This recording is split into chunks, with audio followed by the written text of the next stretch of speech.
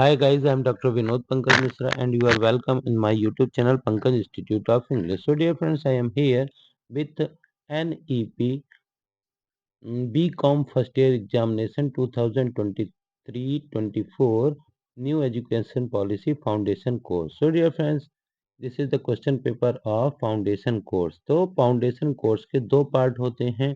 Part A में हिंदी होती है जो कि फ्रॉम क्वेश्चन नंबर 1 to 51 होते हैं और जो सेकंड पार्ट होता है वो बी.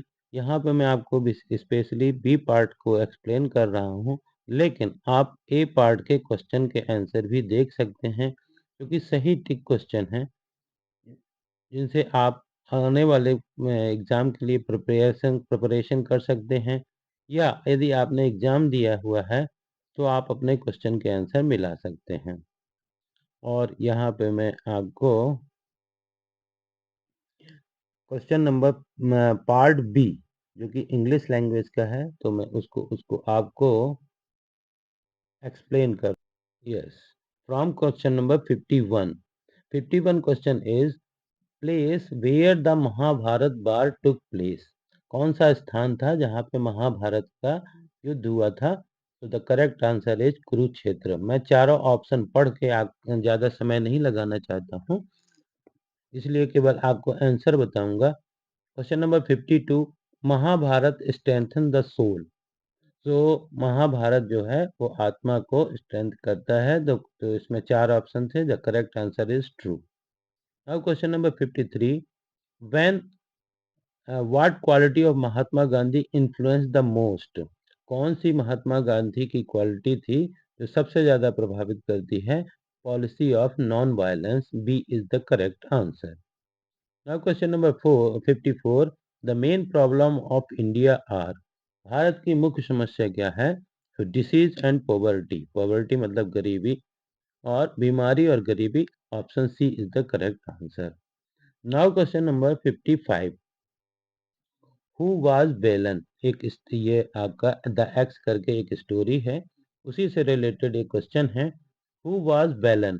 तो बेलन कौन था? बेलन वाज ए गार्डनर. एक गार्डनर था जो एक गार्डन की देखभाल करता था.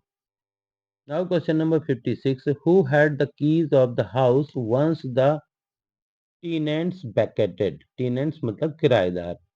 जो हु हैड द कीज, किसके पास चाबियां थी घर की? वंस द टेनेंट्स वैकेटेड, जब खाली करते थे तो किसके पास चाबी होती थी? किराएदार जब खाली करते थे. द करेक्ट आंसर इज बेलन. बेलन is the correct answer. Now question number 57, at which place was Gandhi ji born. Gandhi ji का जन्म कहाँ हुआ था? तो ये सब लोग जानते हैं कि Porbandar is the correct answer. What is the author's नए तालीम not dependent on. What is the author's नई तालीम नॉट डिपेंडेंट ऑन.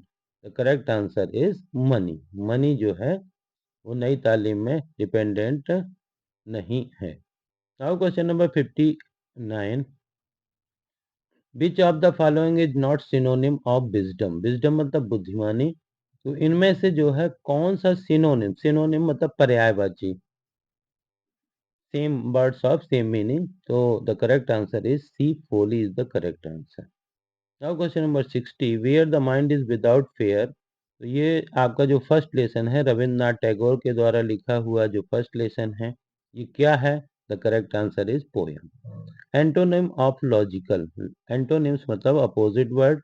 लॉजिकल का जो अपोजिट वर्ड है वो क्या है? Illogical. Illogical. Now question number 62, to the people of India indeed the Mahabharata has been an unfailing and perennial source of spiritual strength. The correct answer is the matlab which one is correct? Is it true or false? The correct answer is true. Now question number 63, a perfect fusion of religion and art is real experience in India. This is also true. Now question number 64, Belan left the home because the villagers, yes, because of the villagers. Villagers के कारण बेलन ने घर छोड़ा था. The correct answer is this is false. क्यों छोड़ा था? क्योंकि उसके पिता ने उसको एक चाटा मारा था. और जिसके कारण से उसने घर छोड़ा था। When old man become ill, Balan becomes the chief gardener. जब ओल्ड मैन, बूढ़ा आदमी बीमार हो गया तो बेलन जो था वो चीफ गार्डनर बन गया। This is true. Now question number 66। In order to available to all, education should be necessarily free. This is true. Most of the educated people completely give up the culture of their own country. This is false. Words and truthfulness are closely associated in the poem. This is true. The poem desires to let his country sleep. The poet desire, मतलब poet Dzire करता है, इच्छा करता है कि उसकी country सोती रहे। False. The knowledge in the poem refers to free access. जो नॉलेज है वो फ्री एक्सेस को बताता है, रिफर्स करता है। The correct answer is true. Now question number next है, read the passage carefully and answer the questions given below. Discipline teach us self-control, self-restraint, and respect for laws. It produces a sense of duty. There is discipline in heavenly bodies, stars, and planets. The ordered, the ordered growth and decay show that there is discipline everywhere in nature. The school and college cannot run without discipline. Discipline makes us civilized. We learn to respect the views and right of others. Games and sports make the players disciplined. Discipline stands for law and order. A well-disciplined person always does his work honestly. If there is no discipline in society, people shall do as they please, and that may be harmful for the society. Where there is no discipline, there is disorder. Without order and discipline, there can be no peace in the society. Discipline keep us within limits. So dear friends, आपको इस प्रकार से ये paragraph के पढ़ करके इससे related questions हैं। Discipline teaches us. तो डिसिप्लिन हमको क्या सिखाता है? Self control, respect for law, self restraint, तीनों चीजें सिखाता है। So the all of the above is correct answer. Next, discipline stand for law and order. Discipline किसके लिए होता है? लॉ एंड ऑर्डर के लिए। Next question number 73। What shows that there is discipline everywhere in nature. वो क्या बताता है कि हर जगह नेचर में भी डिसिप्लिन, अनुशासन है? The correct answer is growth and decay. विकास भी होता है, पतन भी होता है। What makes people civilized. लोगों को सिविलाइज क्या बनाता है? Discipline. Question number 75। Write the meaning of decay according to this passage.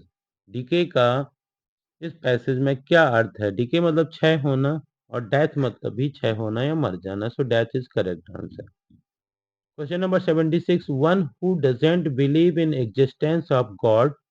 जो भगवान के अस्तित्व पर विश्वास नहीं करता, एथिस्ट कहलाते हैं। एथिस्ट, नास्तिक जिसको हिंदी में कहते हैं। One who runs away from justice. जो न्याय से भागता है उसको फ्यूजिटिव यानी कि भगौड़ा कहते हैं। Now question number 78। Which option contain a collective noun. इनमें से कौन सा है कलेक्टिव नाउन को बताता है? Mountain, flock, honesty, fire. Flock is a group of birds. पक्षियों के समूह को फ्लॉक कहते हैं। फ्लॉक जो है वो कलेक्टिव नाउन है। Now question number 79। What is the plural form of child. Very easy question. Child मतलब बच्चा, इसका प्लूरल फॉर्म चिल्ड्रन मतलब बच्चे। I have a Buddha statue at home. मेरे पास बुद्धा की मूर्ति घर में है। It is brown in colour. जो नॉन लिविंग थिंग्स होती हैं उनके लिए हम इट का यूज करते हैं, तो it is the correct answer. Now question number 81। Are wearing their jackets as the weather is getting cold. अब चूंकि यहाँ पे आर लगा हुआ है हेल्पिंग वर्ब, जिसके कारण सब्जेक्ट हम दे रखेंगे। दे सब्जेक्ट होते हैं, आई यू बी दे ये सब्जेक्ट के रूप में जाने जाते हैं। तो they are wearing their jackets as weather is getting. Question number 82। Correct past tense form of word run. Run का जो करेक्ट पास्ट टेंस है वो क्या होगा? तो हम सब लोग जानते हैं रन, रेन, फिर रन हो जाता है। So the correct answer of this question is rain. Option C is correct answer. Rain is the RAN. Rain is the second past form of run. Now question number 83. Identify the part of speech the underlined word belongs to. She yelled at me in front of my parents. तो yelled is a verb जो है verb is a word which show any action. तो यहाँ पे जो yelled है वो verb है. Now question number 84. Dash he never returned back from war. Unfortunately adverb है जिसमें ly का यूज होते हैं, मोस्टली वो एडवर्ब होते हैं. Unfortunately he never return back from war. वह कभी भी युद्ध से कभी भी वापस नहीं आया. अनफॉर्चुनेटली दुर्भाग्यवश. Now question number 85. The girls will be back tomorrow after a week from the camp. The girls will be back tomorrow. कल लड़कियां आएंगी. यानी कि फ्यूचर को बता रहा है. विल जो होता है फ्यूचर को बताता है हेल्पिंग वर्ब. तो टुमारो इसका करेक्ट आंसर होगा. टुमारो मतलब आने वाला कल. Now question number 86. The weather is dash today. The weather is sunny. Sunny मतलब बहुत धूप वाला जो होता है उसको सनी कहते हैं. तो the weather is sunny today. आज बहुत धूप वाला वेदर है. Now question number 87. He is the person I know. जो द होता है द के बाद सुपरलेटिव डिग्री यूज करते हैं, इसलिए टाल, टालर, टालेस्ट. टालेस्ट जो superlative degree correct answer. Question number 88. Both countries signed the treaty. Treaty मतलब संधि. तो कौन सी संधि होती है? पीस यानी कि शांति की संधि. और दूसरा वाला पीस टुकड़ा होता है. Now question number 89. Aspirin can dash some times of pain. एक लेसन LESSON जो लेसन होता है, लेसन का मतलब होता है पार्ट, और LESSON लेसन मतलब कम करना. तो एस्पिरिन कम करता है हमारे पेन को. Question number 90. Where did you put my car keys. तुमने मेरी कार की कापी कहाँ रख दी है, चाबी कहाँ रख दी. तो वेयर मतलब कहाँ. 90. 91. Who treats heart related problem. जो हार्ट से, हृदय से संबंधित जो प्रॉब्लम को सॉल्व करता है उसको कार्डियोलॉजिस्ट बोलते हैं. Now question number 92. Pick out the nearest correct meaning of synonym of the word cute. So pick out the nearest correct meaning of the synonym of the word cute. Cute का जो synonym है वो क्या होगा? Site Sai 93 स्यू और cite. तो the correct answer is option D cite. Cite मतलब दिया गया है. जैसे an example is cited above we can say. अब question number 93. Write the synonym of the word avoid. Avoid मतलब होता है टालना. तो जो इसका द करेक्ट तो सिनोनिम ऑफ अवॉइड जो होगा वो प्रिवेंट. प्रिवेंट मतलब भी रोकना होता है. तो synonym is correct answer is prevent. Now question number 94. The synonym of ruin is.